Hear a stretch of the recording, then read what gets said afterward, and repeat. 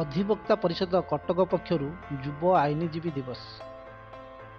ଅଧିବକ୍ତା ପରିଷଦ କଟକ ଏବଂ ହାଇକୋର୍ଟ ଶାଖା ପକ୍ଷରୁ ଯୁବ ଆଇନଜୀବୀ ଦିବସ ପାଳିତ ହୋଇଯାଇଛି। ଯୁବ ଆଇନଜୀବୀଙ୍କ ଭୂମିକା, ସେମାନଙ୍କ ପାଇଁ ଥିବା ବିବିଧ ସୁଯୋଗ ଓ ସାକ୍ଷ୍ୟ ଜେରାର କଳା କୌଶଳ ସମ୍ପର୍କରେ ଆଲୋଚନା କରାଯାଇଥିଲା। ଓଡ଼ିଶା ହାଇକୋର୍ଟର ବିଚାରପତି ଭି ନରସିଂହ ମୁଖ୍ୟ ଅତିଥି ଭାବେ ଯୋଗଦେଇ କହିଲେ, ଆଇନ ସେବା ସମାଜର ଏକ ମହାନ ସେବା।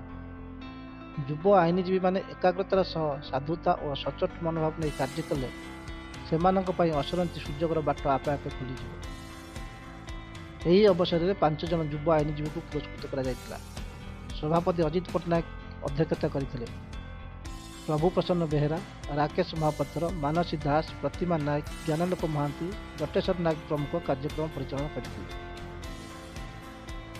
ରାଷ୍ଟ୍ର ସେବିକା ସମିତି କଟକ ତରଫରୁ ସାମୂହିକ ପଥ ସଞ୍ଚଳନ। କେବଳ ଯୁବ ସମାଜ ନୁହେଁ, ମହିଳାମାନେ ମଧ୍ୟ ସ୍ୱାମୀ ବିବେକାନନ୍ଦଙ୍କ ମନ୍ତ୍ରରେ ଦୀକ୍ଷିତ ହେବାର ଆବଶ୍ୟକତା ରହିଛି। ମହିଳା ଓ ଭଗିନୀମାନେ ମଧ୍ୟ ଭଗିନୀ ନିବେଦିତାଙ୍କ ଭଳି ହେବା ଉଚିତ। ନାରୀ ଶକ୍ତି କ୍ରାନ୍ତିର ସୂତ୍ରଧର ହୁଅନ୍ତୁ ବୋଲି ମକର ସଂକ୍ରାନ୍ତି ଅବସରରେ ରାଷ୍ଟ୍ର ସେବିକା ସମିତି ପକ୍ଷରୁ ଆୟୋଜିତ ସାମୂହିକ ପଥ ସଞ୍ଚଳନରେ ଏପରି ଆହ୍ୱାନ ଦିଆଯାଇଛି। ଏଥିରେ ଶତାଧିକ ମହିଳା ଗଣବେଶ ପିନ୍ଧି କଟକ କଲେଜ ଛକ ଶିଶୁ ମନ୍ଦିରରୁ ବାହାରି ଜୋବ୍ରା ଓ କଲେଜ ଛକ ଅଞ୍ଚଳର ବିଭିନ୍ନ ରାସ୍ତାରେ ଘୋଷ ବାଦ୍ୟ ସହ ପଥ ସଞ୍ଚଳନ କରିଥିଲେ। ସମିତିର କ୍ଷେତ୍ର ପ୍ରଚାରିକା ଲତିକା ପାଢ଼ୀ କାର୍ଯ୍ୟକ୍ରମର ସଂଯୋଜନା କରିଥିଲେ।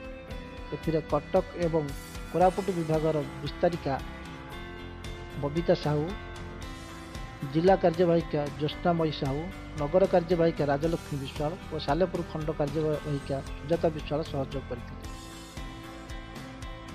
ଜେଜେବାପା ଓ ଜେଜେମାଙ୍କ ଭୂମିକା ଶିଶୁଙ୍କୁ ଭଲ ମଣିଷ କରି ଗଢ଼ି ତୋଳିବାରେ ଅତ୍ୟନ୍ତ ଗୁରୁତ୍ୱପୂର୍ଣ୍ଣ। ପଟ୍ଟାମୁଣ୍ଡାଇ ବ୍ଲକ ବଡ଼ ମୁଳୁବସନ୍ତ ପଞ୍ଚାୟତର ସାନ ମୁଳୁବସନ୍ତ ଠାରେ ଜେଜେବାପା ଜେଜେମା ସମ୍ମିଳନୀ ଅନୁଷ୍ଠିତ ହୋଇଯାଇଛି। ସରସ୍ୱତୀ ଶିଶୁ ବିଦ୍ୟା ମନ୍ଦିର ସାନ ମୁଳୁବସନ୍ତର ପରିଚାଳନା ସମିତି ସମ୍ପାଦକ ସଂଗ୍ରାମ ସ୍ୱାଇଁଙ୍କ ପୌରୋହିତ୍ୟରେ ଆୟୋଜିତ ଏହି ସମ୍ମିଳନୀରେ ପଟ୍ଟାମୁଣ୍ଡାଇ ବ୍ଲକ ଅତିରିକ୍ତ ଶିକ୍ଷା ଅଧିକାରିଣୀ ପ୍ରେମବାଳା ମହାପାତ୍ର ମୁଖ୍ୟ ଅତିଥି ଭାବେ ଶିଶୁଙ୍କ ଭଲ ମଣିଷ କରି ଗଢ଼ି ତୋଳିବାରେ ଜେଜେବାପା ଓ ଜେଜେମାଙ୍କ ଭୂମିକା ଅତ୍ୟନ୍ତ ଗୁରୁତ୍ୱପୂର୍ଣ୍ଣ ବୋଲି କହିଥିଲେ। ରାଷ୍ଟ୍ରୀୟ ସ୍ୱୟଂସେବକ ସଂଘ ପୁରୀ ନଗର ତରଫରୁ ମକର ସଂକ୍ରାନ୍ତି ଉତ୍ସବ। ରାଷ୍ଟ୍ରୀୟ ସ୍ୱୟଂସେବକ ସଂଘ ପୁରୀ ନଗର ସଂଘ ବିଚାର ପରିବାର ପକ୍ଷରୁ ମକର ସଂକ୍ରାନ୍ତି ଉତ୍ସବ ମହାସମାରୋହରେ ପାଳିତ ହୋଇଯାଇଛି। ପୁରୀର ମଧୁବନ ସରସ୍ୱତୀ ଶିଶୁ ବିଦ୍ୟା ମନ୍ଦିର ପରିସରରେ ନଗର ସଂଘଚାଳକ ସୁକାନ୍ତ କୁମାର ଦଳେଇଙ୍କ ଅଧ୍ୟକ୍ଷତାରେ ଅନୁଷ୍ଠିତ ଏହି ଉତ୍ସବରେ ମୁଖ୍ୟ ଅତିଥି ଭାବେ ମୟୀ ପ୍ରକାଶ ମଠର ମଠାଧୀଶ ସ୍ୱାମୀ ଶୁଭାନନ୍ଦ ପୁରୀ ଓ ମୁଖ୍ୟ ବକ୍ତା ଭାବେ ସଂଘର ପ୍ରାନ୍ତ ସଂଘଚାଳକ ମାନନୀୟ ସମୀର କୁମାର ମହାନ୍ତି ଯୋଗଦେଇ ମକର ସଂକ୍ରାନ୍ତିର ମହତ୍ତ୍ୱ ସମ୍ପର୍କରେ ଆଲୋଚନା କରିଥିଲେ। ଏହି ଅବସରରେ ବରିଷ୍ଠ କାର୍ଯ୍ୟକର୍ତ୍ତାଙ୍କ ନେତୃତ୍ୱରେ ସମସ୍ତଙ୍କୁ ମକର ଚାଉଳ ବଣ୍ଟନ କରାଯାଇଥିଲା। ବ୍ୟାସନଗର ଛତ୍ରପତି ଶିବାଜୀ ଶାଖା ପକ୍ଷରୁ ମକର ସଂକ୍ରାନ୍ତି ଉତ୍ସବ। ରାଷ୍ଟ୍ରୀୟ ସ୍ୱୟଂସେବକ ସଂଘ ବ୍ୟାସନଗର ଛତ୍ରପତି ଶିବାଜୀ ଶାଖା ପକ୍ଷରୁ ମକର ସଂକ୍ରାନ୍ତି ଉତ୍ସବ ସ୍ଥାନୀୟ ମୁଣ୍ଡମାଳସ୍ଥିତ ସରସ୍ୱତୀ ଶିଶୁ ବିଦ୍ୟା ମନ୍ଦିର ପରିସରରେ ଅନୁଷ୍ଠିତ ହୋଇଯାଇଛି। କାର୍ଯ୍ୟକ୍ରମ ପ୍ରାରମ୍ଭରେ ସାଙ୍ଗୀତିକ ଗୀତ, ଧ୍ୱଜାରୋପଣ, ପ୍ରଦୀପ ପ୍ରଜ୍ୱଳନ, ଅତିଥି ପରିଚୟ, ଅମୃତ ବଚନ ଓ ବ୍ୟକ୍ତିଗତ ସଙ୍ଗୀତ ଗାନ କରାଯାଇଥିଲା।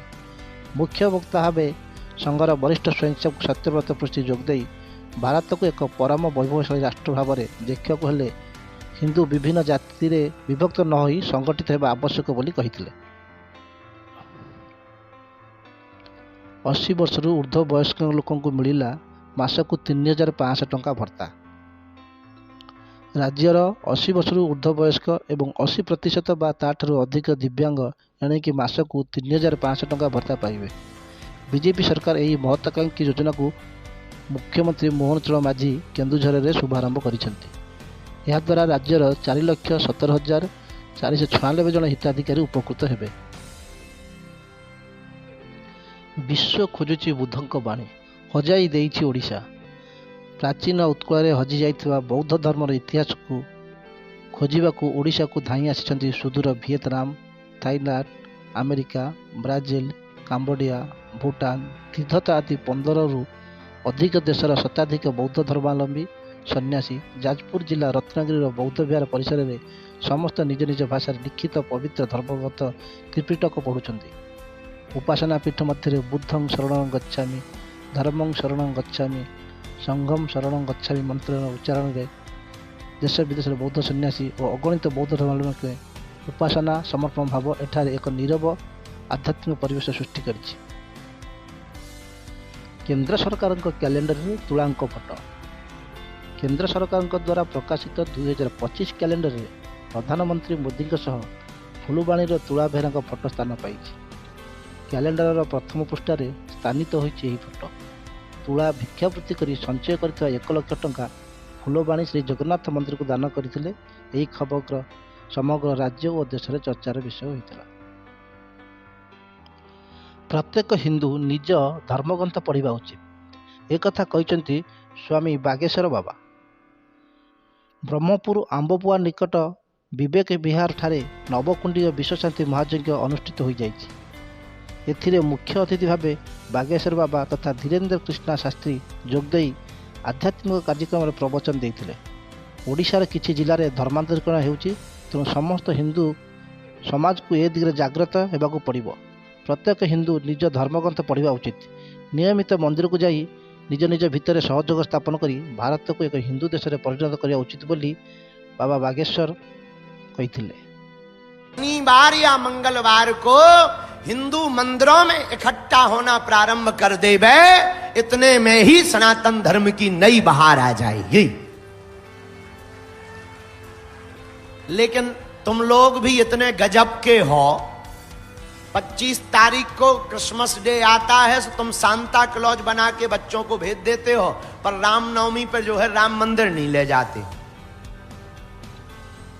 मुसलमानों को कुरान का ज्ञान है, ईसाइयों को बाइबल का ज्ञान है, हिंदुओं को ना पुराण का ज्ञान है ना गीता का ज्ञान है। यही सबसे बड़ी दिक्कत है। और कहते हैं हम हिंदू हैं। किस बात के हिंदू हो भैया? हम इस केंद्र धरा के बिंदु हैं। हम हिंदू हैं, हम हिंदू हैं। हम हिंदू कब हैं? जब गीता पढ़ेंगे, रामायण पढ़ेंगे, मंदिरों में जाएंगे, मस्तक पर तिलक लगाएंगे, सनातन की बात करेंगे भैया, तभी हम हिंदू कहलाएंगे।